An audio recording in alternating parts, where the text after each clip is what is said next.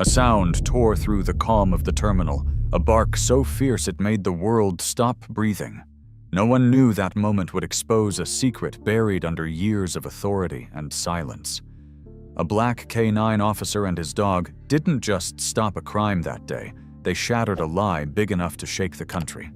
Hit like, subscribe, and tell us in the comments what you think really pushed that dog to bark. The morning light spilled through the vast windows of Northwind International Airport, painting the floor in gold streaks that shimmered with every reflection of passing travelers. Officer Malik Darnell, a tall, broad-shouldered black K9 handler with calm, watchful eyes, moved through the terminal like a man who'd seen too much to take peace for granted. His crisp uniform bore the faint wear of long hours and heavier nights, the kind that came with a job where instinct often meant the difference between life and tragedy. At his side, the rhythmic tap of claws echoed softly. Ruger, his German shepherd partner, a creature of focus and loyalty, his coat black and tan, his eyes alive with purpose. Malik and Ruger had worked together for 4 years, a bond forged through raids, long nights, and quiet patrols, where only the hum of conveyor belts filled the silence. To everyone else, this was a morning like any other. The distant chatter of passengers rolling luggage boarding calls drifting lazily across the intercom. But Malik knew routine was an illusion. Trouble could hide behind the softest smile, and danger he'd learned often wore innocence like perfume. He walked slowly, scanning faces the way a musician hears notes, sensing dissonance where others heard harmony. A child laughed near gate 12. A businessman scrolled through his phone, tapping nervously. A woman in a red scarf whispered into her headset. Nothing wrong? Nothing remarkable. Ruger's tail swayed in time with Malik's steps, his body relaxed, but his senses alive. Malik reached down briefly, brushing the dog's shoulder. Steady, partner, he murmured. Ruger's ears twitched, the kind of acknowledgement only years of partnership could shape. They passed through the main atrium, where sunlight poured through the skylight, glinting off every metal edge. Malik took a deep breath, that mix of jet fuel, perfume, and coffee blending into the scent he'd come to associate with vigilance. It was then, almost imperceptibly, that Ruger's pace slowed. His ears angled forward, his nose lifted. Malik noticed, but kept walking. Airports were sensory chaos, and Ruger often picked up hundreds of smells an hour. Still, something in the dog's stillness felt different, heavier. What is it, boy? Malik whispered. Ruger didn't move, his gaze fixed on the far corridor, where new passengers streamed from the arriving gate. Then, a ripple of tension crossed Ruger's frame. His breathing deepened, his tail went stiff, Malik's gut tightened. The dog wasn't just alert, he was warning. Malik followed his line of sight. Among the tide of travelers came a tall woman in a navy blue coat, her long blonde hair tied neatly beneath a wool cap. She wore dark sunglasses even indoors, and her walk was slow, deliberate, like someone rehearsing calm. In her hands, she carried 2 brown shopping bags with baby store logos, their paper edges rustling with each step. The moment she entered the light, Ruger froze completely. Malik tightened his grip on the leash. Ruger, he said firmly. Easy. The German shepherd didn't budge. His muscles trembled under the strain of holding still. His eyes locked on the woman, his nostrils flaring rapidly. She glanced around nervously, adjusting her coat. Something about her didn't fit. Malik's pulse began to drum softly in his ears. He'd seen fear before, the kind of fear that came from guilt, not innocence. The next moment came fast. Ruger let out a guttural bark that tore through the chatter of the terminal. The sound wasn't a warning bark. It was urgent, desperate, like the dog had sensed something no human could name. Heads turned. Luggage halted mid-roll. Conversations cut short. The woman gasped, stumbling back a step. One of her bags dropped, spilling out a small blanket, a baby bottle, and a silver pacifier. Malik pulled hard on the leash, shouting, "Ruger, heel!" The dog strained forward, muscles taut, as cable barking again, deeper, faster, louder. The entire terminal froze. Security officers looked up from their posts. A mother clutched her child closer. The woman's voice cracked as she shouted, "Please make him stop, I haven't done anything wrong." Tears brimmed behind her sunglasses. Her hand pressed tightly over her stomach, as though protecting herself from a blow. Malik stepped forward slowly, his free hand raised in calm assurance. "Ma'am, stay right there," he said evenly. His voice carried the steadiness of command, but the undercurrent of unease too strong to hide. Ruger's barking didn't sound like aggression.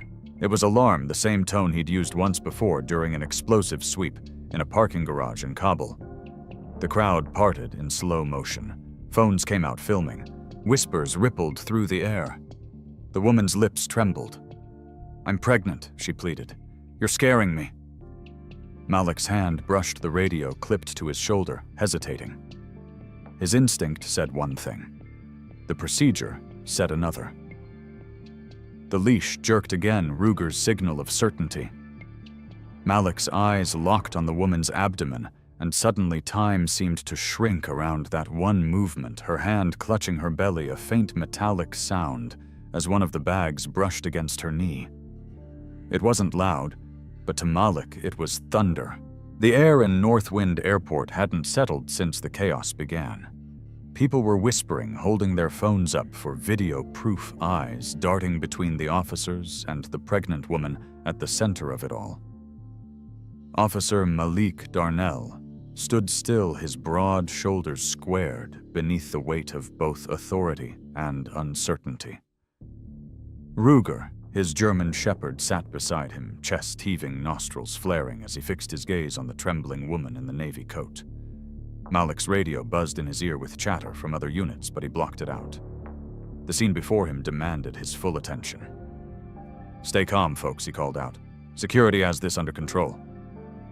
The crowd shifted back slightly, forming a loose half-circle that only seemed to tighten the tension. The woman's lips quivered as she murmured, "I didn't do anything wrong." Her words came soft, almost rehearsed. Malik's eyes scanned her posture, the stiffness of her shoulders, the careful placement of her hands. Something about it screamed control, not distress. "Ma'am," he said, voice firm but measured, "I need you to remain still. You'll be okay. But I need to understand why my partner reacted this way." Ruger's head tilted, his eyes locked onto her midsection like radar. Malik had learned long ago that when Ruger fixated on one point for that long, there was a reason no human could smell, hear, or see. The woman took a hesitant step backward, the paper bag swinging slightly at her side. Malik's eyes tracked the motion, his attention drawn to the faint crinkle of the bag's edges, and then there it was. A sound barely audible over the murmurs of the crowd. A small, metallic click. It was faint, but sharp enough to cut through the background noise. Malik froze. He knew that sound. It wasn't jewelry, wasn't a coin. It was something mechanical, hidden, deliberate. "Ma'am," he said, his tone dropping lower, put the bag down. She hesitated, breathing fast. Ruger growled low and steady, his ears pinned forward. The officers flanking Malik tensed, one reaching for his radio, the other stepping closer. "Put the bag down," Malik repeated, firmer this time. The woman blinked rapidly, her voice trembling. It's just baby things," she whispered. "Please." Her hand shifted slightly over her belly, the movement subtle but defensive. Not the soft cradle of a protective mother, but the shield of someone hiding something fragile and forbidden. Malik caught it instantly. "Step away from the bag," he ordered, hands visible. The crowd fell silent again. Ruger gave a deep growl that vibrated through the air like distant thunder. Malik's mind worked fast. The sound had come from inside the bag, but Ruger wasn't focused there anymore, he was locked on her body. Sweat gathered at Malik's temple. Could she be wired smuggling? He'd seen desperate people do stranger things. The woman's fear grew sharper, her breaths uneven. "You're scaring me," she cried, her voice breaking. Malik's response came calm and steady. "You're going to be fine, ma'am, but I need you to cooperate. That means no sudden movements." Ruger took a small step forward, his claws scraping softly against the tile. Malik's hand tightened around the leash, his pulse quickening. Every instinct screamed caution. Another officer stepped toward the bag, gloved hand reaching down. Malik's gut twisted.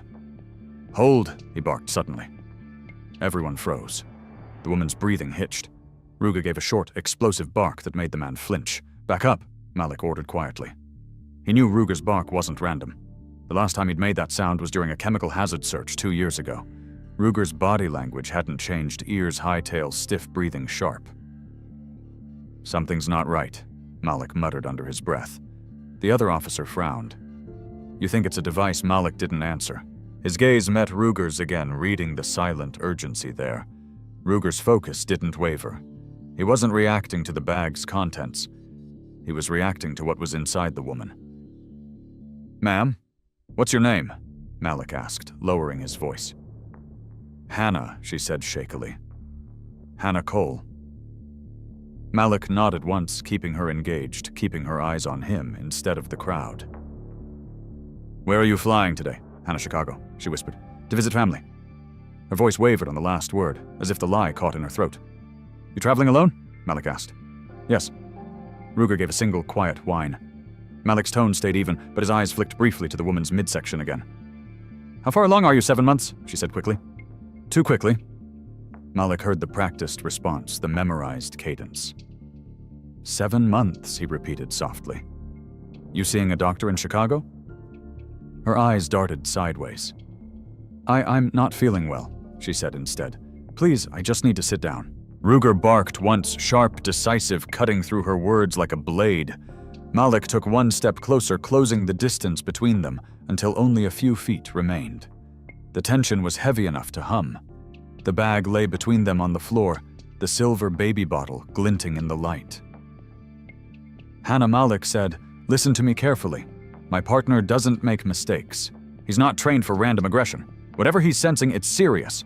I need you to tell me what's in that bag and why he's reacting like this." Tears welled in her eyes. "I told you it's baby stuff," she said again, her voice breaking. Malik studied her trembling hands. "If that's true," he said softly, "you have nothing to fear." He crouched slowly, picking up one of the fallen baby blankets, his movements deliberate. The soft pink fabric smelled faintly sterile, too clean, new, unused. The faintest scent of chemical polish lingered, something no newborn would ever need. His jaw tightened. "Ruger," he said quietly. "You're right, aren't you?" The fluorescent lights in the screening corridor buzzed faintly as Officer Malik Darnell followed the woman and 2 assisting officers into the secured room. Ruger stayed close to his side, his paws clicking lightly on the tile, his breathing steady but alert. The terminal's noise had faded behind them, replaced by a heavy, sterile quiet that hung like fog. Malik could still feel the eyes of the crowd in his mind, the whispers, the judgment, the sense that something irreversible had already begun. Inside the woman, Hannah Cole sat trembling in a metal chair, her navy coat draped over her lap eyes, glassy with fear. "Please," she whispered. "I didn't do anything. I just want to go home." Malik said nothing. He had learned long ago that the guilty often hid behind innocence, but this didn't feel like guilt. It felt like terror laced with shame. Ruger's low rumble filled the silence, vibrating through Malik's leg, as if the dog were translating a message only he could hear. Malik crouched slightly beside him, whispering, "Easy, partner. Stay focused." Ruger's nose twitched, his chest expanding deeply as he inhaled the woman's scent. He froze. Then his lips curled slightly and his body tensed again. Malik frowned. "What is it?" he muttered. Ruger let out a short, guttural growl that vibrated against the walls. The female security officer, Daniels, glanced nervously at Malik. "She's scared out of her mind," Daniels said softly. "Maybe he's picking up on that." Malik shook his head. "Fear doesn't smell like this." He moved a step closer to the woman, his trained senses catching something sharp in the air. Something that didn't belong in any airport. A faint chemical odor, sweet and metallic, hidden under the sterile tang of disinfectant. It reminded him of antiseptic mixed with alcohol and something faintly synthetic. Something that didn't come from fabric or perfume. "What's that smell?" he asked quietly. Hannah blinked rapidly. I don't smell anything." Her voice cracked halfway through the sentence. Ruger's growl deepened. "There it is again," Malik said under his breath, his mind instantly recalling training sessions where Ruger had been exposed to hazardous materials and narcotics in sealed containers. The scent lingered heavier near her body, not her belongings. That meant one thing: it was coming from her, not the bag. "Ruger, sit," Malik commanded softly. The dog obeyed, but his body remained rigid, tail, stiff eyes locked on the woman's stomach. Malik's instincts, honed through years of fieldwork, and moments that tested his nerve, told him they were standing on the edge of something far bigger than a smuggling case. The air seemed to hum with the dog's tension. Hannah Malik said carefully, "I need you to tell me exactly what's in your possession. Anything you're carrying, anything at all. It's better if you tell me first." She shook her head, tears spilling now. "There's nothing, just baby things. Please, officer, I swear." Her voice cracked, and she pressed both hands over her belly, rocking slightly in the chair. Malik's eyes sharpened. The motion wasn't protective. It was reflexive, like she was bracing against pain. "Are you feeling okay?" he asked. She nodded quickly, too quickly. "I'm fine," she whispered. "Just nervous." Malik's radio crackled, but he ignored it. Ruger whined again, his paw scraping the floor in frustration.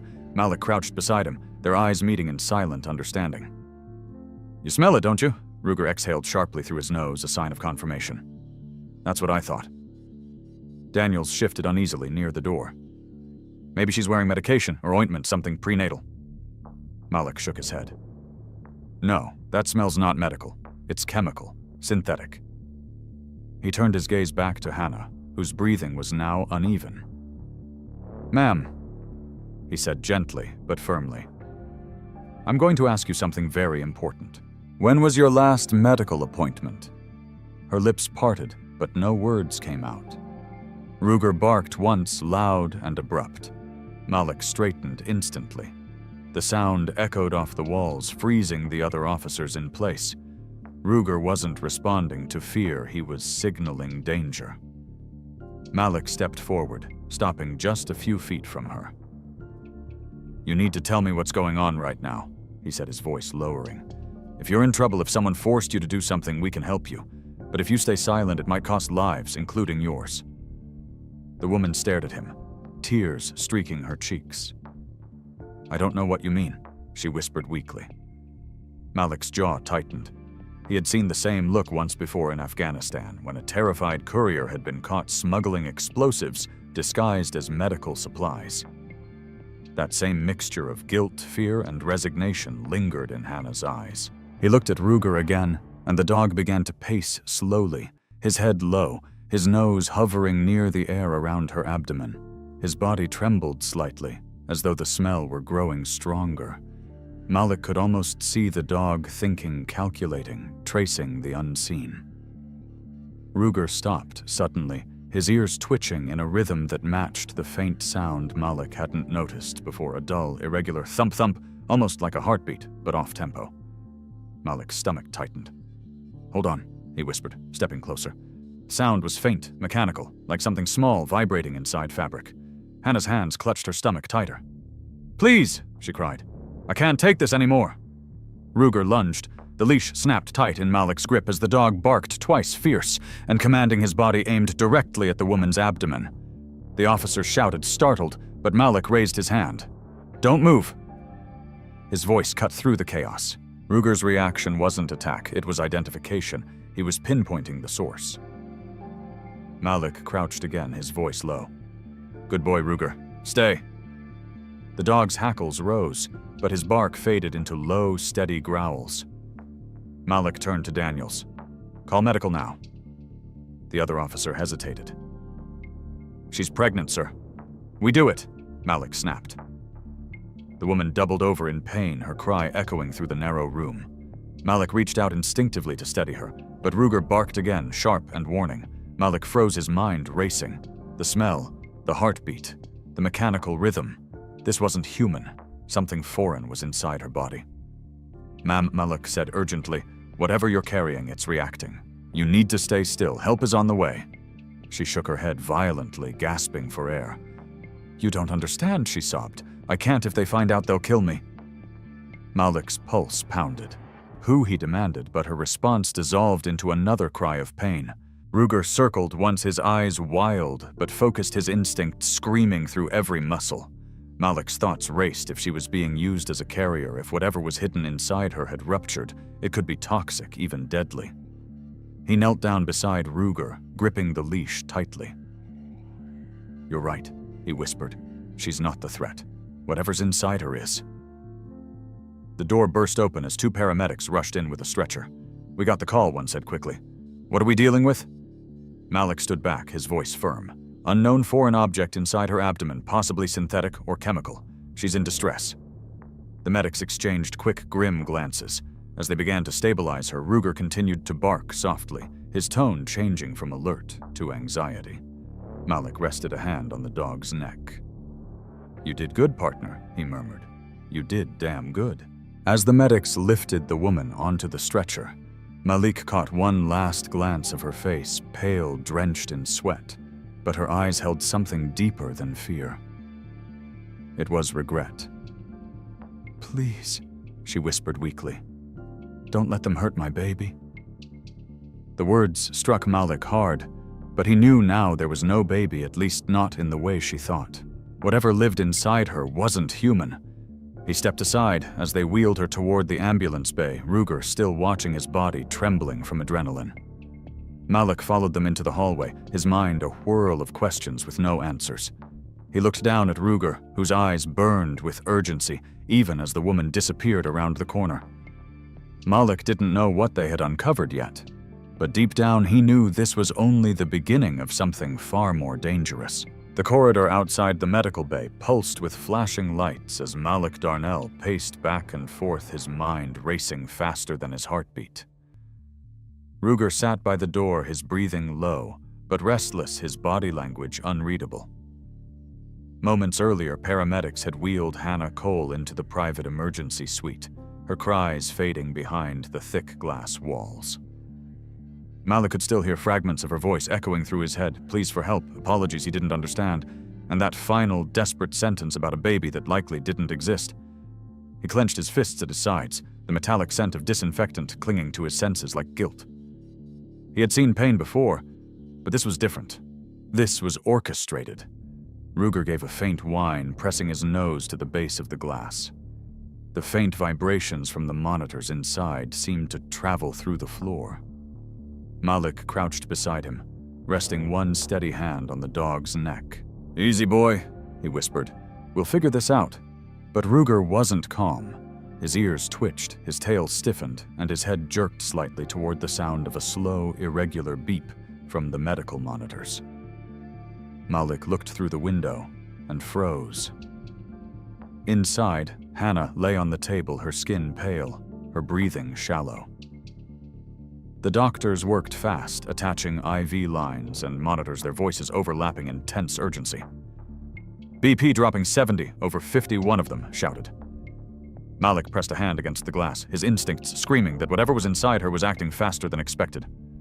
Ruger growled, pacing in a tight circle, before stopping abruptly, his nose lowering to the ground near the base of the door. Malik frowned. "What is it now?" The dog's body went rigid, and he barked once, sharp and deliberate. Malik followed his gaze and spotted the brown paper shopping bag the paramedics had left outside the room when they rushed her in. It sat alone on the floor, crumpled from panic and haste, its baby store logo smudged with sweat. Ruger sniffed again, the fur along his spine rising like static. Malik's chest tightened. "All right," he muttered, pulling on gloves. "Let's see what we missed." He knelt beside the bag, his movements slow and deliberate. Inside lay the same baby blanket from before, folded neatly along with a few small items, a pacifier, 2 unopened bottles, a rattle. All looked ordinary, but Ruger's reaction told him otherwise. The dog growled, lowering his head until his nose brushed the edge of the blanket.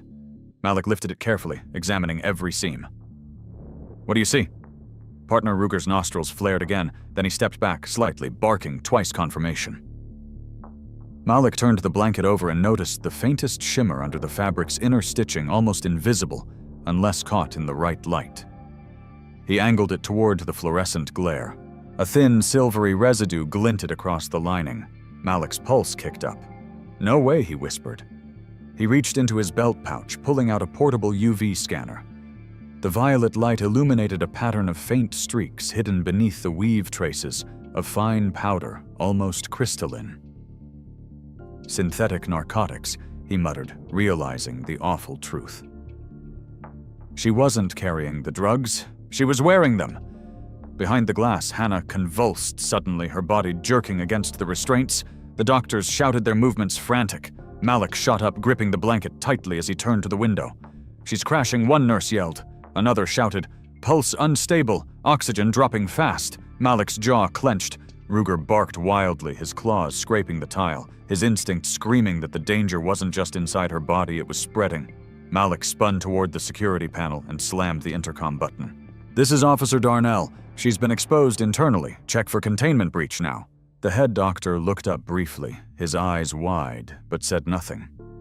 The monitors began to wail as the woman's heartbeat slowed, erratic and fading. Ruger barked again, but then just as suddenly he stopped. His head tilted, his nose lifting toward the air vent above. Malik looked up, following the dog's gaze, realizing what had triggered him.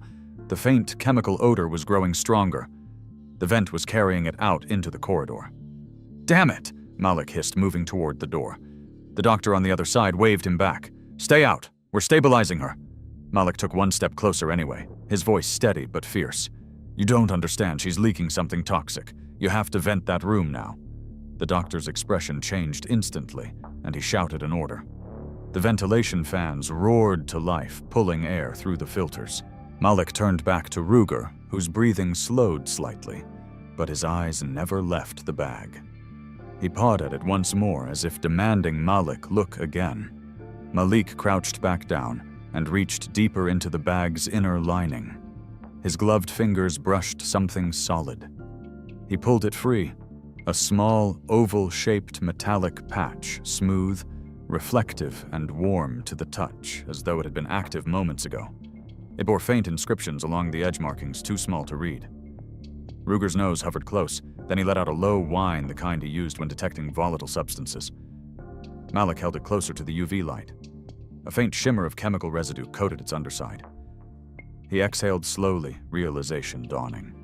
The patch wasn't packaging, it was a device, something that could release or activate on command. The intercom buzzed. Officer Darnell, the doctor's strained voice, called, "We've stabilized her temporarily. She's unconscious, but vitals are holding." Malik pressed the button. "Keep her under observation and don't remove anything from her abdomen yet," he ordered. "There might be a secondary device inside." There was silence, then the doctor's uneasy reply. "A device?" Malik looked down at the metal patch in his palm. "Yeah," he said grimly. "Something built to look harmless. But it isn't."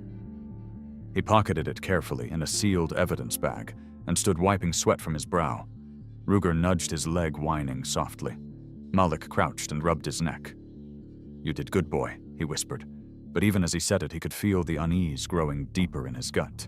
They were only scraping the surface. The corridor lights flickered briefly as another wave of sirens echoed from down the hall. A uniformed officer jogged up, holding a tablet. "Sir, the manifest for that passenger came back," he said quickly. "The name she used, Hannah Cole, it's fake. No ID match, no address, nothing." Malik's stomach dropped. "Whoever she is," he said slowly, "she didn't get that tech alone." He looked through the glass one last time at the unconscious woman, her body lying limp beneath the white hospital sheets. Whatever she'd been carrying inside her wasn't a smuggled drug. In the usual sense, it was something engineered, something too refined for ordinary traffickers. He turned to Ruger, whose tail flicked once, his expression as focused as ever. "We're not done," Malik murmured. "Not even close." Ruger's ears perked as if he understood, his body lowering into a calm but ready stance. Malik straightened his jacket and nodded toward the ambulance bay. "Come on, partner. Let's see where this trail leads next."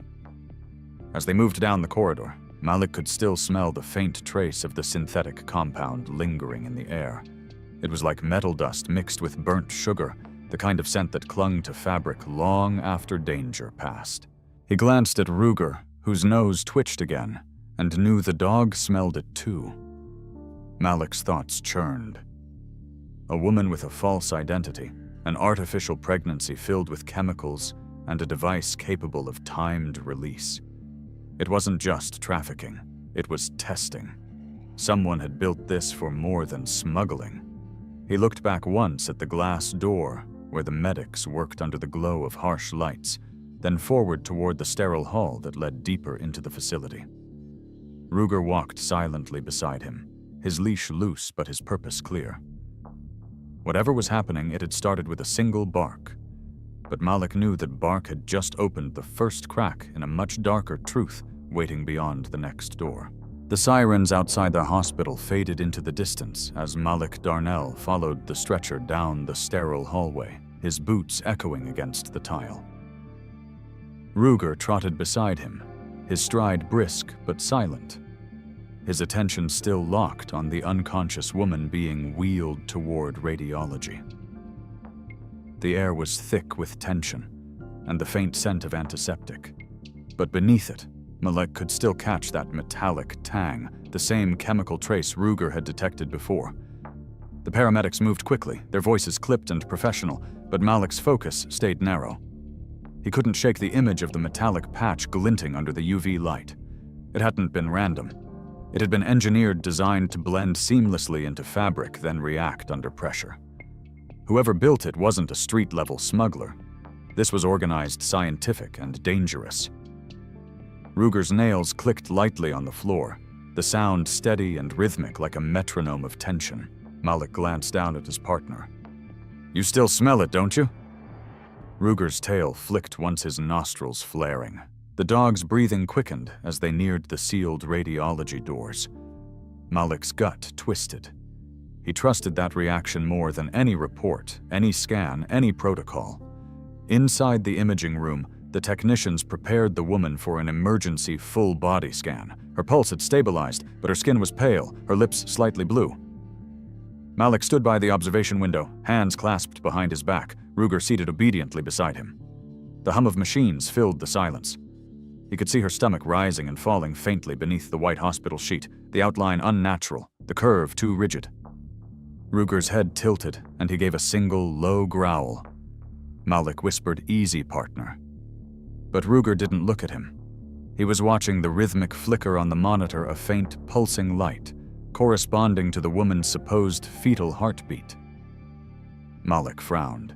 That sound wasn't organic, it was mechanical. The technician's voice came through the intercom. "Sir, we're seeing something unusual." Malik leaned closer. The scan displayed several opaque shapes embedded inside the abdominal cavity, none consistent with human anatomy. "What am I looking at?" he asked. The technician hesitated.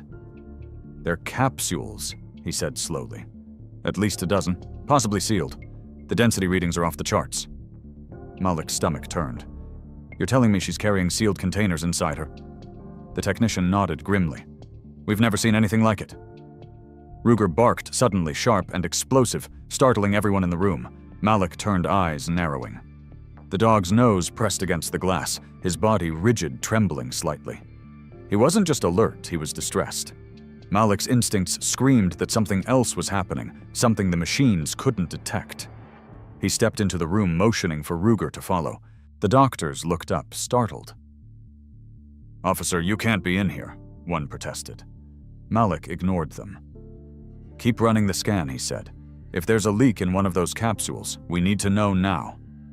Ruger moved closer to the table, his nose hovering just above the air near the woman's body. His breathing grew faster, deeper. Malik recognized the signal immediately. Ruger wasn't reacting to the machinery or the room, he was reacting to her scent. "He's picking up something," Malik said quickly. "Check for contamination." One doctor glanced at the monitor and then at the air sensor on the wall. "No readings," he said. "Nothing airborne." Malik's pulse spiked. "It's not in the air," he muttered. "It's inside her." He turned back to Ruger, whose focus hadn't wavered. The dog lowered his head slightly, sniffed again, then let out a sharp bark, followed by a low whine. Malik crouched beside him, resting a steadying hand on his shoulder. "You're telling me it's leaking, aren't you?" Ruger gave a single short huff of breath. Malik stood instantly. "Doctor, prep for isolation now." If one of those capsules ruptures, it could spread fast. The medical staff exchanged uncertain glances.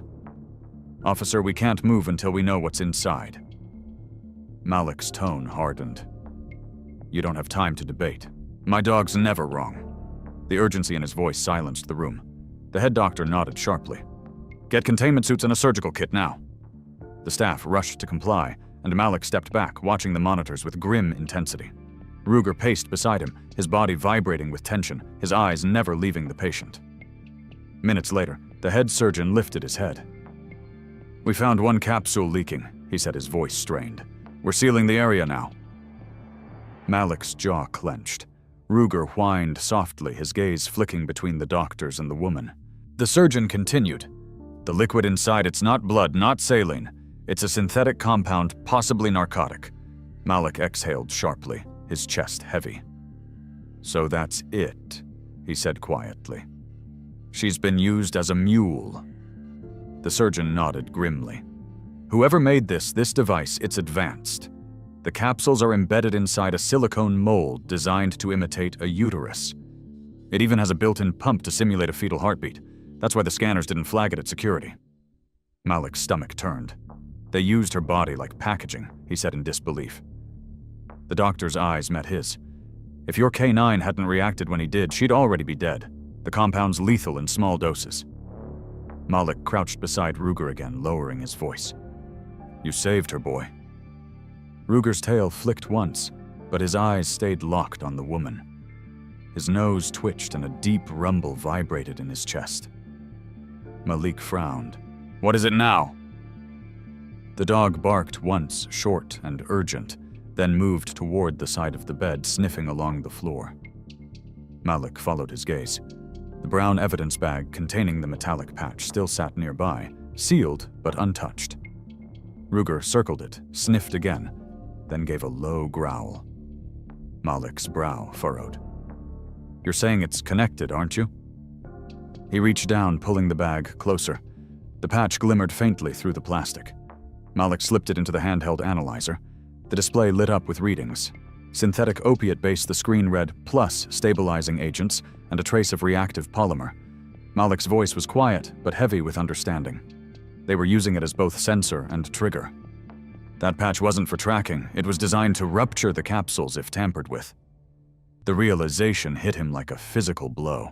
If Ruger hadn't stopped her in the terminal, if she'd made it onto that plane, the pressure change at altitude could have triggered a reaction spreading lethal narcotics mid-air. "They built it to kill her," Malik murmured. Ruger whined again, nudging Malik's knee. He understood. The woman had been both carrier and victim. Malik's throat tightened. "They used her like a disposable shipment." He turned to the doctor. "Can you keep her alive?" The man nodded hesitantly. "We'll do everything we can." Malik straightened, running a hand down Ruger's back. "She's not the criminal here. She's the proof." He looked through the observation window, where nurses moved swiftly around the woman's body, sealing and isolating the leaking chamber. Ruger's head tilted again and his ears pricked toward the door. Malik followed his gaze and saw another officer approaching Perez, his longtime partner from narcotics. Perez's expression was grim. "We ran the print scan from the fake passport," he said, handing over a tablet. "Name's not Hannah Cole, it's Julia Renard. She's been missing for 6 months. Last known contact was in Baltimore. Husband filed a report, said she vanished after answering a job ad from some medical courier company." Malik's heart sank. "Victor Langford?" he muttered. Perez raised an eyebrow. "You know that name?" Malik nodded slowly. "I've heard whispers front company for trafficking networks. They use fake contracts, false medical IDs, everything by the book on paper." Perez exhaled. "If this is his operation, it's bigger than anything we've seen." Malik stared through the glass again, his reflection blending with Julia's motionless body on the table. "Then we just cracked the surface of something global." The clock above the trauma wing showed 2:43 a.m. when Malik Darnell finally allowed himself to exhale. He stood by the dimly lit window of the hospital's security corridor, his reflection faint against the sterile glass. Ruger sat close by, still as stone, his amber eyes trained on the recovery room door. The hospital had gone eerily quiet. The hum of machines, the faint rhythm of a ventilator, and the distant beeps of monitors were the only sounds breaking the stillness. Julia Renard was alive, but barely. The surgical team had removed 12 sealed capsules and the artificial womb housing them. Every single one tested positive for synthetic narcotics. Malik's mind churned, replaying each moment from the airport to the hospital. The fake pregnancy, the metallic patch, the mechanical heartbeat. Everything connected like a web too intricate to be coincidence. Ruger gave a low whine, breaking the silence. Malik knelt beside him, running a calloused hand down his back. "You did good, partner," he murmured, his voice heavy. "But I got a feeling the night's not done with us." Behind the glass, Julia stirred. Her eyes flickered open under the dim light. Malik straightened, motioning to the attending nurse. The woman nodded, then quietly exited the room to call the doctor. Malik entered slowly, Ruger padding beside him. Julia's face was pale, lips cracked, but her gaze was lucid. She turned her head slightly, her voice little more than a whisper. "You're the one with the dog," she said faintly. Malik nodded. "You're safe now." She blinked, tears gathering in her tired eyes. "No one's safe," she whispered. "Not if Victor knows I talked." Malik's muscles tightened. "Who's Victor?" he asked softly. Julia swallowed hard. "Victor Langford. He runs the couriers. Everything looks legal. Medical shipments, charity supplies, vaccines, but it's a front. They hide the real shipments inside fake manifests coded as humanitarian cargo." Malik leaned closer, how her eyes fluttered. Each shipment has a code. The letterhead, the lot, number, their patterns. Every third digit marks a location, every second one marks dosage. It's in plain sight. She trembled, her voice cracking. "I didn't want to do it. They said my son would be safe if I carried it." Malik's jaw clenched. Ruger sniffed the air, his head tilting. Malik followed his gaze toward the table, where a pair of latex gloves rested beside an open tray. The faint scent of metal lingered, a sharp, sterile tang, beneath the chemical odor of disinfectant. Ruger's nose twitched once, then he growled softly. Malik frowned. "What is it, boy?" Ruger stepped closer, his body tense, his attention locked on the gloves. Malik picked them up carefully, flipping them inside out. A tiny smudge of silvery residue streaked the thumb. It was faint, but it shimmered under the light, identical to the residue on the metallic patch from the airport. Malik's stomach sank. Someone inside the hospital had handled contaminated evidence, or worse, planted it. He placed the gloves into a plastic evidence pouch, his mind already racing. "Julia," he said, keeping his voice even. "Did anyone else talk to you after you got here? Any doctor or nurse?" Her eyes flicked to the door. "The surgeon," she whispered weakly. He kept asking about the bag. "I told him I didn't have it, but..." He looked angry. Then he left. Malik stood abruptly, adrenaline spiking through his veins. "Stay here," he ordered. Ruger followed as Malik pushed through the door into the corridor. The nurse at the desk looked up, startled. "Where's Dr. Hale?" he demanded. "The lead surgeon." She hesitated. "He left 10 minutes ago, said he was heading to the pharmacy wing." Malik's chest tightened. He turned to Ruger. "Track." The German shepherd lowered his head immediately, nose brushing along the tiled floor as he followed the scent trail toward the far hallway. Malik moved beside him, hand instinctively resting near his holster. The hospital at night was a maze of shadows and quiet echoes, each sound amplified in the emptiness. Ruger stopped suddenly near a maintenance door, his ears erect, his growl low but controlled. Malik reached for the handle, locked. He pulled out his badge and gestured to a passing orderly. "Key card," he ordered. The man fumbled, swiped his badge, and stepped back. The door clicked open. Inside, the maintenance corridor was dim, lit only by a flickering fluorescent bulb. The smell hit first metallic chemical, the same signature Ruger had picked up at the airport. Malik's pulse hammered as he moved forward, Ruger at his side. Stacked crates lined the wall, marked with medical supplier logos, Langford Biomedical Logistics. Malik froze. The company name burned into his vision, the same network Julia had named. Ruger growled softly, circling one of the crates. Malik crouched beside him and pried open the nearest lid with his multi-tool. Inside were rows of sealed vials wrapped in sterile cloth, each tagged with medical lot codes. He scanned one with his phone. The label read, Isotonic Solution. B317. But the tracking number began with the same pattern Julia had described, third digits matching location codes. Malik's chest tightened. She was right, he muttered. This isn't medicine. He peeled back the outer layer of one vial, revealing a hollow shell filled with the same synthetic compound found in Julia's system. They're moving it through hospitals, he whispered. Right under the nose of Federal Inspection. Ruger's head snapped toward the far corner, his ears twitching. Malik followed his gaze. A faint sound, a shoe scraping against the tile. Show yourself, Malik called out. Silence. Ruger growled again, louder this time. Malik drew his weapon, stepping toward the sound. A shadow moved quick and small. Then, a man stepped out, a figure in a surgeon's coat, face pale under the harsh light. It was Dr. Hale. His eyes darted from Malik to the crates. Officer, you shouldn't be here, he said calmly. This area's restricted. Malik raised his badge. So are narcotics shipments. The man's expression hardened. You don't understand. I didn't have a choice. Ruger's growl deepened. Everyone says that Malik replied coldly. Hale's jaw clenched. They'll kill my family. Who? Malik demanded. The surgeon's lips trembled. Langford's people. They control everything. Customs, transport, even the hospitals. I just signed the intake forms. Malik's voice dropped. You also touched the evidence. Hale flinched. I was trying to destroy it. The patch, if they traced it here, it would expose everything. Malik took one step closer. Too late, he said. It's already exposed. Before he could move further, a loud clang echoed from the other side of the corridor. Ruger barked sharply, jerking his leash. Malik spun around just as the emergency exit door slammed shut. Someone else was here. Hale's face drained of color. They followed me, he whispered. Malik motioned Ruger forward. Stay down, he ordered, advancing quickly.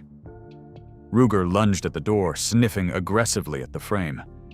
The scent trail was strong sweat oil and the faint tang of synthetic compound. Whoever fled had handled the same material. Malik kicked open the door and stepped into the loading dock. The cool night air rushed in, carrying the low rumble of a departing truck. Red taillights vanished down the back road, marked with the same Langford logo. Malik lowered his weapon, slowly, jaw tightening. They're moving again, he muttered. Ruger stood beside him, chest heaving, eyes locked on the fading lights. Malik knelt beside his partner, voice low. You smell it too, don't you? It's the same batch. Ruger whined softly. Malik's gaze hardened. Then we've got a trail. The hospital parking lot exploded with flashing lights as squad cars roared into position, sirens slicing through the night.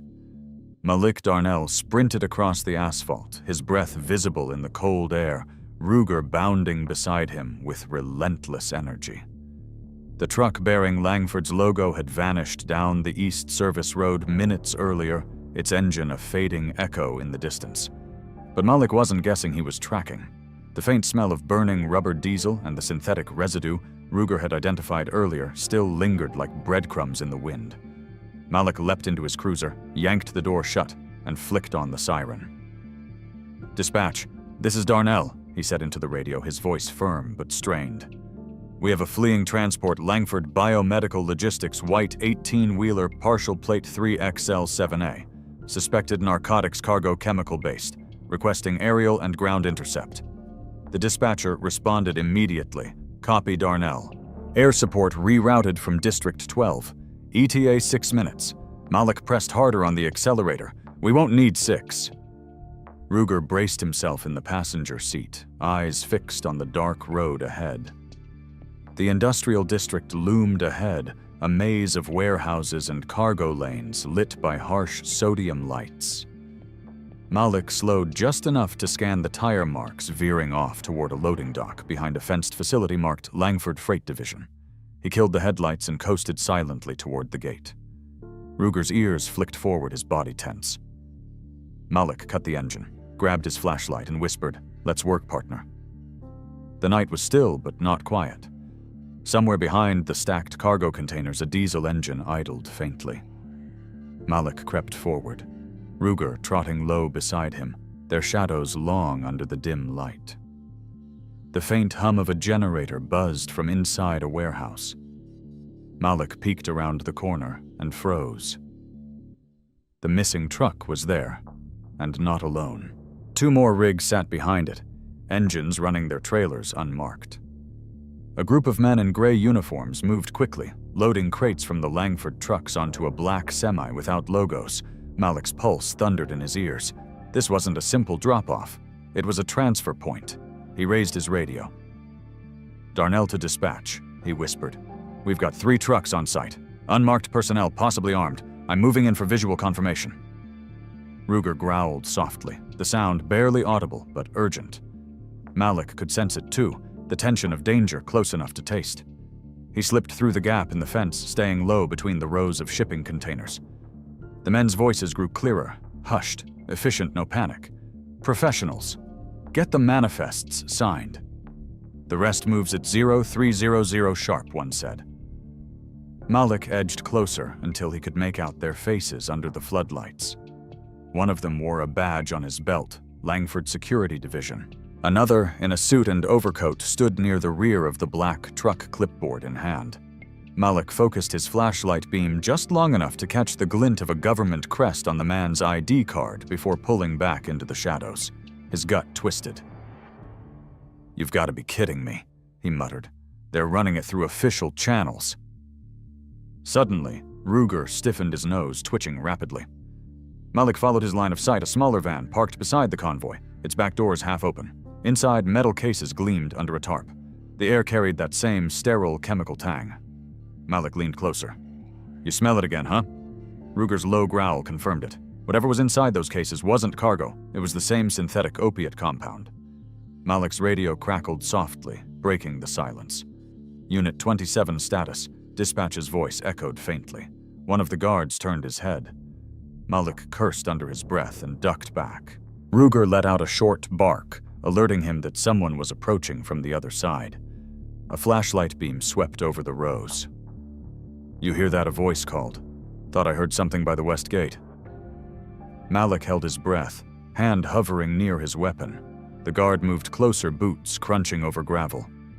As he passed the corner, Ruger lunged silently, teeth clamping around the man's arm, dragging him down before he could shout. Malik was on him in an instant, pressing his hand over the man's mouth. "Don't fight," he hissed. "I'll let go when you stop moving." The man froze, fear flashing in his eyes. Malik released him slowly, weapon drawn. "Who's your boss?" The guard shook his head, terrified. "Langford runs the logistics, but we just move shipments. Orders come from above." Malik narrowed his eyes. "Above who?" The man hesitated. "Government contract, Department of Medical Procurement." Malik's blood went cold. "You're saying this is sanctioned?" The guard nodded faintly. "It's bigger than him. You don't know what you're in?" Before Malik could respond, headlights flared across the lot. The black truck revved its engine, pulling away fast. Malik shoved the guard aside, shouting, "Ruger, go!" The dog bolted forward, sprinting towards the fleeing vehicle. Malik jumped into his cruiser and slammed on the accelerator. The engine roared as the tires screeched across the wet asphalt. The chase burst from the industrial lot onto the open highway. Ruger ran ahead, guided by instinct and speed, his silhouette darting in and out of the flashing lights. Malik's radio blared, "All units intercept at Route 84, suspect convoy heading southbound." He tightened his grip on the wheel, adrenaline surging through him. The truck's tail lights glowed red against the darkness, like twin eyes of a predator. Malik flipped on his siren. "Pull over now," he shouted into the loudspeaker. The driver didn't slow. Instead, the back door of the trailer swung open, and a crate tumbled onto the road, shattering across the pavement. White powder scattered into the air. Malik swerved sharply, barely avoiding the debris. "They're dumping evidence," he yelled into the radio. "Contain the spill." Hazardous substance confirmed. Ruger's bark echoed faintly over the roar of the engines. Malik glanced ahead and saw him leaping toward the roadside embankment, cutting across a shortcut that paralleled the highway. The dog was fast, but the truck was faster. Malik floored the pedal, heart pounding. The chase stretched for miles, the city lights fading behind them. replaced by endless fields and fog. Finally, the road curved sharply into a narrow bridge. The truck skidded tires screaming and came to a halt sideways across both lanes. Malik slammed the brakes, jumped out, and drew his weapon. Ruger ran up beside him, panting but ready. The driver's door burst open, and two men scrambled out, one carrying a briefcase. "Hands where I can see them," Malik barked. One man froze. The other bolted into the woods. Ruger lunged, taking him down before he made it 10 feet. Malik moved in, cuffed the second man, and kicked the briefcase away. The first courier was shaking violently, his face pale under the moonlight. "You don't know what you just stopped," he said hoarsely. Malik tightened his grip. "Then tell me." The courier swallowed hard. "Langford isn't the top. These manifests?" He gestured towards the briefcase. "They're signed off by someone in the Department of Health and Commerce. They're the ones authorizing the shipments. Langford's just the cover." Malik's mind reeled. "Who's the name on those documents?" The man looked down, hesitating. Assistant Secretary Dalton. For a moment, the world seemed to freeze. Malik stared at him, the weight of the revelation pressing like a vice around his chest. Dalton, one of the most powerful bureaucrats in the national medical supply chain. A man with authority to move cargo anywhere without question. Malik pulled the briefcase closer, flipping it open. Inside lay neatly stacked manifests bearing government letterheads, embossed seals and signatures confirming transport of emergency medical materials. Each page encoded with the same number pattern Julia had described. Malik exhaled slowly. "They've been hiding behind the government the whole time." The courier's voice trembled. "If you go after them, they'll bury you, just like they buried the others." Malik holstered his weapon. "They can try," he said coldly, "but they won't bury the truth." He turned toward Ruger, who stood poised by the truck's cab tail. Low eyes fixed on the distant horizon, where faint city lights flickered. Malik crouched beside him. "We're not just chasing smugglers anymore, partner," he whispered. "We're chasing ghosts in suits." The cold dawn broke across the city as Malik Darnell stood outside the Federal Bureau Annex, exhaustion etched into every line of his face. His cruiser was parked near the steps, streaked with dust and dried rain from the overnight pursuit.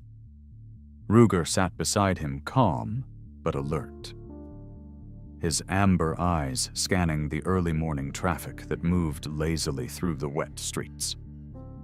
Malik took one last drag of his coffee and stared at the sealed briefcase in his hand, the one he had taken from the captured courier hours ago. Inside lay the manifests signed by Assistant Secretary Dalton, the same man whose name carried weight across every government agency that touched medicine, health, and trade. Malik had seen corruption before, but this was different. This wasn't greed on the streets, it was poison in the bloodstream of authority. He walked toward the security entrance badge, raised his reflection flickering across the bulletproof glass. The guard at the checkpoint glanced at the dog and nodded.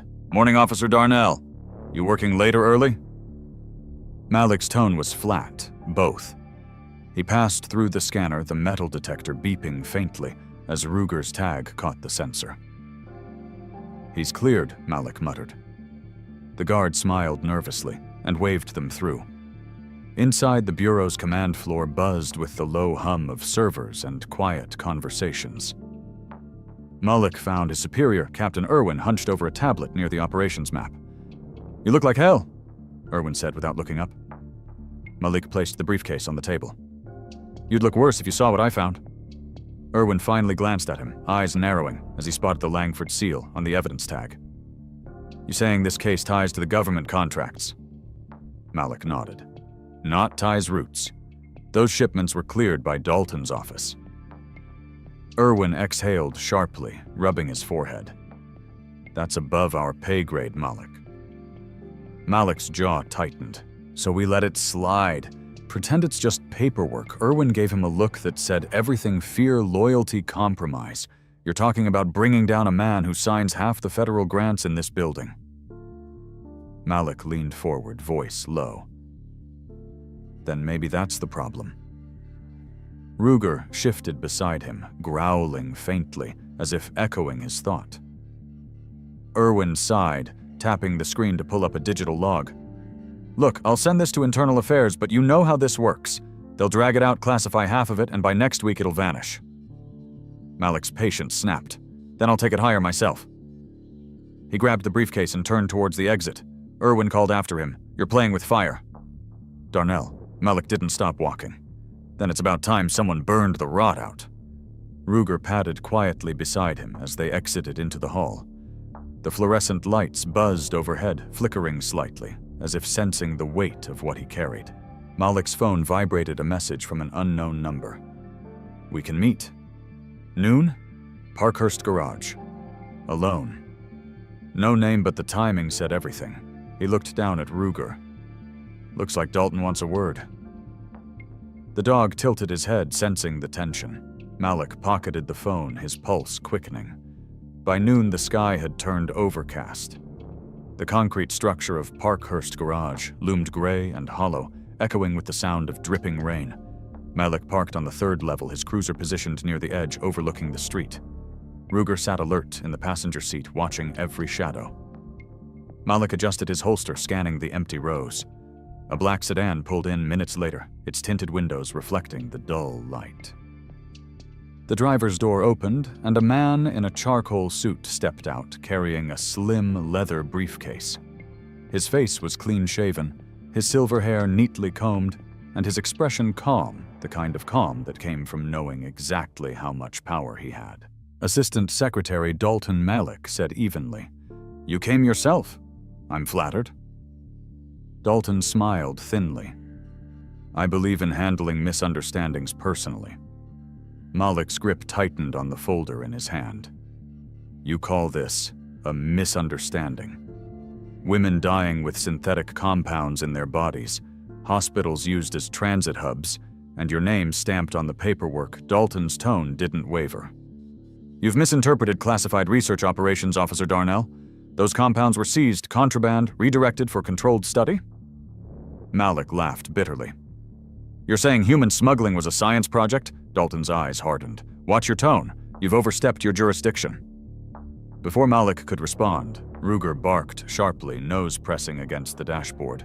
Malik frowned. "What is it?" The dog's body stiffened, his growl deepening. Malik reached under the console, running his hand along the wiring. His fingers brushed against a small, circular object wedged beneath the radio, a transmitter. Cold realization hit him. "You bugged my cruiser," he muttered. Dalton's expression didn't change. "You should really have your vehicles checked more often." Malik ripped the device out and tossed it on the hood, crushing it under his boot. "You've been tracking me since the airport." Dalton shrugged. "We monitor all ongoing investigations tied to national security." Malik's eyes narrowed. "You mean investigations that threaten to expose you?" Ruger barked again, more urgent now, his gaze fixed on the sedan. Malik followed his line of sight and saw movement in the passenger seat. A second man, partially concealed, holding what looked like a suppressed pistol. Dalton saw the realization hit and smiled faintly. "I warned you about overstepping." Malik ducked as the first shot cracked through the garage. The bullet shattered the rearview mirror glass, spraying across the floor. Ruger leapt forward, barking furiously, teeth bared. Malik drew his weapon and fired back a clean double tap that shattered the sedan's windshield. The gunman slumped sideways, weapon clattering to the concrete. Dalton froze, his calm composure fracturing for the first time. Malik stood, his weapon trained squarely on him. "End of the misunderstanding," he said coldly. Dalton raised his hand slowly, his voice slipping into rehearsed diplomacy. "You have no idea what you're doing, officer. This network keeps the system balanced. You tear it down and you'll cripple medical trade worldwide." Malik stepped closer, eyes hard. "You mean you'll lose control of it?" Dalton exhaled slowly. "You can't expose this. Every file, every report, every lab, it's tied to national infrastructure. The people funding this make me look small." Malik's voice was ice. "Then they can fall with you." Ruger barked once, loud and sharp. Malik turned briefly to check the area, no backup yet. Dalton's phone buzzed and he glanced at it before tucking it into his pocket. "You think you've won something here," he said quietly. "All you've done is put a target on your back." Malik pressed the cuffs onto Dalton's wrists, his tone firm. "I've been in worse crosshairs." He walked him toward the cruiser, Ruger circling close like a silent sentinel. But even as he opened the back door, something gnawed at the edge of Malik's instincts. Ruger's ears twitched, his body lowering slightly. Malik followed his gaze again, Dalton's sedan. Smoke. He saw it a second too late. The moment Dalton's cuffs clicked, the sedan erupted in a muffled explosion, flames bursting through the windshield fire, licking the air with violent heat. Malik ducked, dragging Dalton behind a pillar as debris scattered. Ruger barked wildly, circling them, before settling in front, shielding Malik instinctively. Malik coughed through the smoke. "Back up. We need fire units now," he shouted into his radio. When the flames died, nothing of the second man or the evidence inside the sedan remained. Dalton's voice broke through the silence, low but deliberate. "They clean up quickly, don't they?" Malik turned to him, fury simmering under the surface. "Who triggered it?" Dalton smirked faintly. "I told you, officer. You're chasing ghosts, and ghosts protect their own." Malik pulled him upright, jaw clenched so tightly it ached. "Then I'll drag every ghost into the light." Dalton's smirk faltered as Ruger growled again, low and dangerous. Malik shoved him into the cruiser, slammed the door, and started the engine. As they drove toward Federal Lockup, the city skyline shimmered through the haze of smoke and dawn, and Malik's mind ran ahead. There was no denying it now, Dalton wasn't a kingpin. He was a messenger for something higher, older, and more entrenched than any case file could hold. Ruger's reflection appeared in the rearview mirror, eyes steady, breathing calm again. Malik reached down and patted his shoulder. "Good catch, partner. They wanted us blind, but you saw first." Ruger gave a soft, approving whine. The following night fell heavy and cold, the kind of night that muffled sound and made even the air feel secretive. Officer Malik Darnell stood under the flickering light of an old subway entrance long sealed from the public. The sign above was barely legible through rust and grime, Union Line closed since 1978. He pulled his jacket tighter, the chill seeping through every seam, and glanced down at Ruger, whose nose hovered close to the cracked concrete. The German shepherd gave a low grunt, sniffing the air as though confirming what Malik already knew. They were close.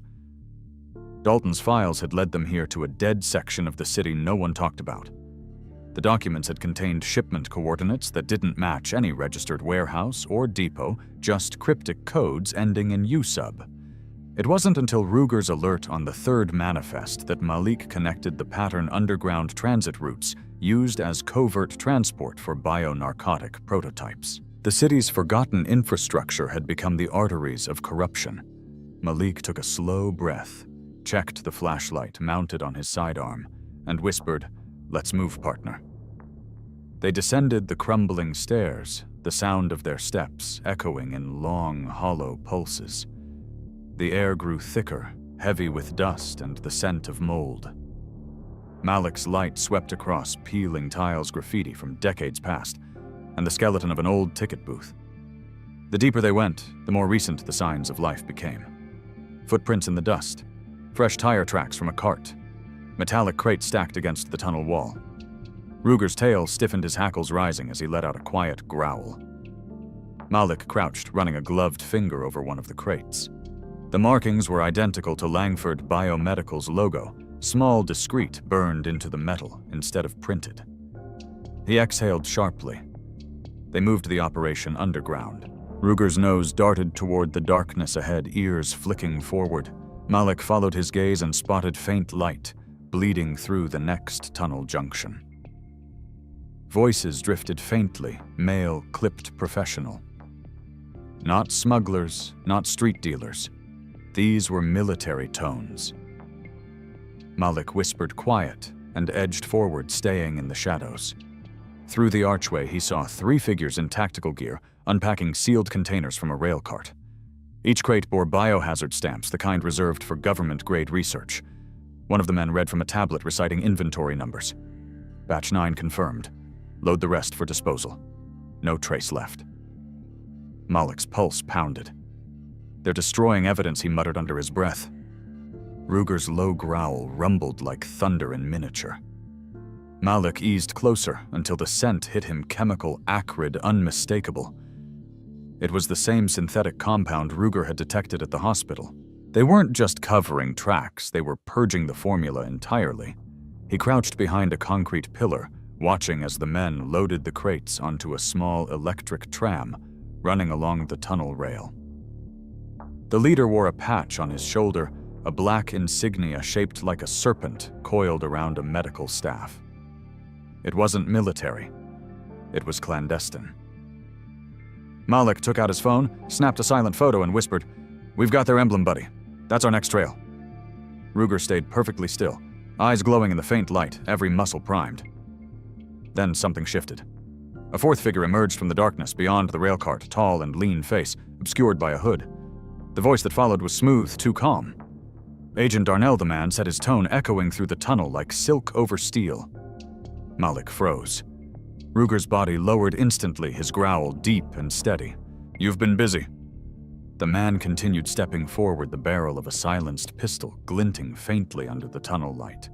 Malik raised his weapon, voice even. "Who are you?" The man smiled faintly. "I'm what comes after curiosity." His hand twitched. Malik fired first, the shot cutting through the dark with a deafening crack. The man ducked, returning fire as bullets sparked against concrete. Ruger lunged forward, pulling Malik back behind a column as fragments rained from the ceiling. The others shouted, scattering for cover. Malik took a breath, peeked around the corner, and saw two of the tactical men dragging the crates onto the tram, the third covering their escape. "They're trying to move it," he growled. Ruger barked sharply, signaling to flank. Malik nodded. "Go left, cut them off." Ruger bolted into the side passage, his body low and fast. Malik sprinted the other direction, firing 2 precise rounds that dropped one of the fleeing men. Sparks flew from the tram as it lurched forward. Malik jumped onto the rear platform, grabbing the rail with one hand, while firing back with the other. The train jerked violently, speeding into the tunnel's depths. Ruger appeared from the side tunnel, leaping onto the platform beside him with flawless timing. Malik crouched, steadying himself, as the rushing air howled around them. The tunnel walls blurred by graffiti, streaking like ghosts. The surviving operative turned, aiming his pistol, but Ruger was faster. He lunged, teeth sinking into the man's arm. The weapon clattered away. Malik grabbed the man's collar, slammed him against the crate stack, and pressed his sidearm under his chin. "Who sent you?" he shouted over the roar of the tram. The man coughed, blood streaking his lips. "You're too late. It's already being replicated overseas." Malik's stomach dropped. Where the man smirked through the pain. "Doesn't matter. You won't leave this tunnel alive." A sudden spark burst from the tram's control panel as the dying man slammed his hand against a small trigger device strapped to his vest. The tram's lights flickered. Malik recognized the sound instantly. A detonation timer. "Ruger out," he barked, pulling the emergency lever. The tram screeched, sparks raining as it derailed violently. Malik threw himself sideways, landing hard against the tunnel floor. Ruger rolled beside him, whining but unhurt. The explosion hit seconds later, ripping through the darkness, fire swallowing the tram in a thunderous roar. Heat seared the airwaves of pressure, knocking dust and debris from every surface. Malik covered his head as shrapnel pinged off the walls. When the smoke finally cleared, half the tunnel had collapsed. The crates were gone, vaporized or buried. The surviving operative was nowhere in sight. Malik sat up slowly, coughing through the dust. Ruger limped slightly, but stood firm, eyes fixed on the faint glow from the far end of the tunnel. Malik followed the light and saw a metal door slightly ajar, faint red glow seeping from within. "That's where they came from," he said hoarsely. They moved carefully, every step, deliberate. The air grew warmer as they approached the door, the smell of ozone replacing smoke. Malik pushed it open and stepped into a narrow chamber lined with computers and glass tanks filled with fluid. Each tank contained remnants of mechanical prosthetics, artificial organs, and sample tags labeled with project codes. "Project Arclay," he read aloud. "Medical Division classified clearance." Ruger barked softly, head tilting toward a nearby console, where a monitor flickered to life. A file appeared automatically, as if triggered by motion. Lines of text scrolled across the screen labeled Synthesis Program Narcotic Integration Phase 4. Malik's hands clenched. They weren't just smuggling synthetic drugs, they were testing ways to merge them with biotech implants, turning addiction into controlled dependence, programmable and profitable. His stomach churned. He reached for his phone, snapping photos of everything, but before he could finish, Ruger's bark broke the silence again, urgent, sharp. Malik turned. Footsteps. Heavy ones. Not the cautious tread of smugglers, but synchronized military boots approaching fast. He backed toward the exit gun raised. The door burst open before he reached it, a team of 6 black-clad operatives flooding in with weapons drawn. Federal agents, Malik shouted. "Drop your weapons." One of them responded coldly. "You're trespassing unrestricted ground." Malik recognized the insignia, the same serpent emblem from the crates. They weren't federal. They were the cleanup unit. "You're here to erase everything," Malik said, realization striking like lightning. The lead agent gave a thin smile. "Everything, including you." The first shot came fast, grazing Malik's shoulder as he ducked behind a steel console. Ruger barked fiercely, launching toward the nearest assailant. Chaos erupted. Gunfire roared, sparks flying as bullets shattered screens and glass tanks. Malik returned fire with precision, dropping 2 men before a third flanked him. The muzzle flashed inches from his head, but Ruger slammed into the shooter mid-trigger teeth, finding flesh and ending the threat. Malik moved fast, grabbing the fallen agent's rifle and firing short, disciplined bursts until the last man dropped. The room fell silent except for the hiss of ruptured gas lines and Ruger's heavy breathing. The dawn that followed felt colder than any Malik Darnell could remember. Smoke still drifted from the tunnel vents behind him, curling into the gray sky like whispers from the dead. He sat on the hood of his cruiser, bandaged arms, stiff eyes locked on the old subway entrance that now looked more like a grave. Ruger lay beside him, flank-wrapped in gauze chest, rising shallowly with each breath. The dog had taken shrapnel during the last firefight, shielding Malik from a bullet meant to finish him. Malik's fingers brushed the rough fur behind Ruger's ears. "You hang in there, partner," he whispered. The German Shepherd's tail gave the faintest twitch, a quiet answer from a warrior who'd never needed words. Malik looked out toward the horizon, where the city skyline glimmered under the morning haze, and knew what he had to do. The stolen drives from the underground lab were tucked in his vest pocket. Every name, every contract, every payment routed through the government's hidden web proof of how deep the rot went. He'd tried to send them through official channels, but each transmission was blocked before it reached headquarters. Someone was still pulling strings, still deleting evidence faster than he could send it. So he stopped trying to play by their rules. By noon, he was parked on a hill overlooking the broadcast tower on the city's edge. The air buzzed with static, a storm of interference humming through the radio waves. Malik adjusted the portable transmitter rig he'd built from spare tech, scavenged at the Bureau old analog, but untraceable. Ruger watched weakly from the passenger seat, one ear flicking up at every movement. "You know," Malik said softly, "twisting the dials when I joined the force, I thought justice was simple. You catch the bad guy, you put him away, the world makes sense again." He paused, eyes darkening. "Then you find out the bad guy signs the paychecks." Static cleared the red light flickering on. Malik plugged in the drive and took a breath. "This is Officer Malik Darnell, badge number 4021. He began, his voice steady but edged with fire. "The files you're about to see were gathered during an active federal investigation into Langford Biomedical and Assistant Secretary Dalton. The operation was sanctioned to disguise narcotic trafficking as medical research. They used human subjects, exploited international contracts, and buried the truth beneath the word classified. The evidence is verified. This message will repeat until every outlet downloads it." He pressed the final key. The drive light turned green. The signal launched. Within minutes, data packets streamed through the network, bouncing off public servers, social feeds, encrypted forums. The story was live before the government could kill the feed. Malik watched as his laptop blinked with the first wave of confirmations, news agencies picking up the file, journalists flooding the net with headlines. Government Research Front exposed Assistant Secretary arrested in scandal. Langford Empire collapses. It spread like wildfire. He exhaled slowly, the weight of years lifting off his shoulders for a moment that almost felt like peace. Then Ruger barked once, low and sharp, snapping his attention back to the side mirror. A dark SUV crested the hill behind them. No lights, no plates. Malik's instincts fired instantly. He grabbed his weapon, crouched low beside the cruiser, and shouted, "Stay down!" Ruger moved before he could stop him. The first bullet shattered the windshield, the second whizzed past Malik's ear, embedding itself in the doorframe. Ruger lunged toward the open field, intercepting the shooter who stepped from the SUV.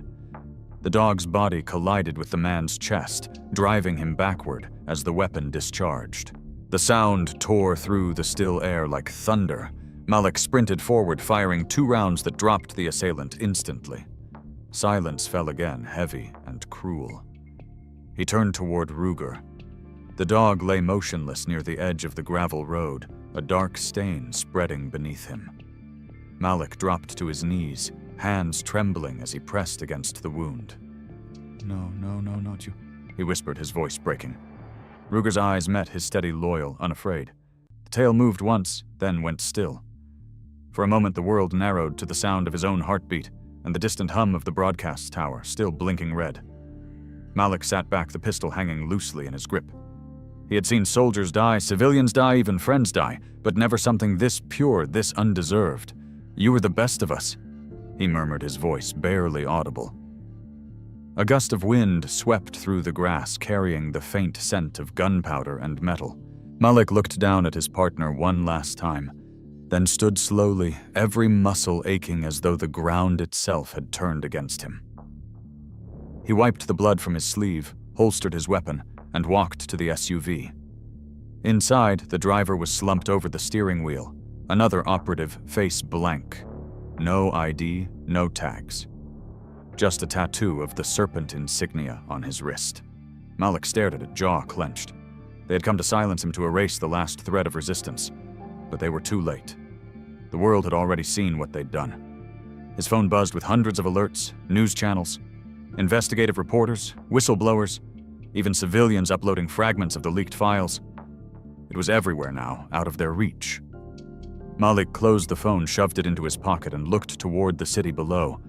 Sirens wailed faintly in the distance, not chasing him this time, but rushing toward a system collapsing under its own lies. He knelt by Ruger again, one hand resting on the still fur. "You didn't die for nothing," he said softly. "You made them listen."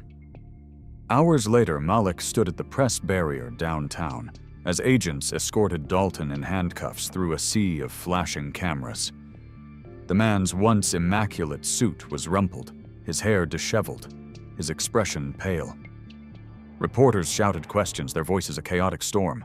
"Did you authorize human trials? Who else is involved? Were you paid by foreign entities?" Dalton said nothing. His eyes flicked once toward Malik, who stood silently behind the barricade. And for the first time, Malik saw fear in them, not of prison, but of exposure. The truth had stripped away his armor.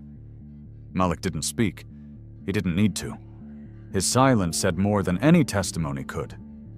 The people had seen. They had chosen.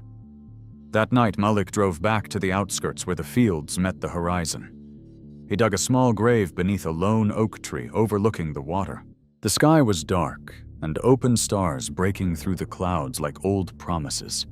He placed Ruger's collar atop the fresh soil, the metal tag glinting faintly under the moonlight. "You gave everything so I could finish this," he whispered. "They'll remember you long after they forget me."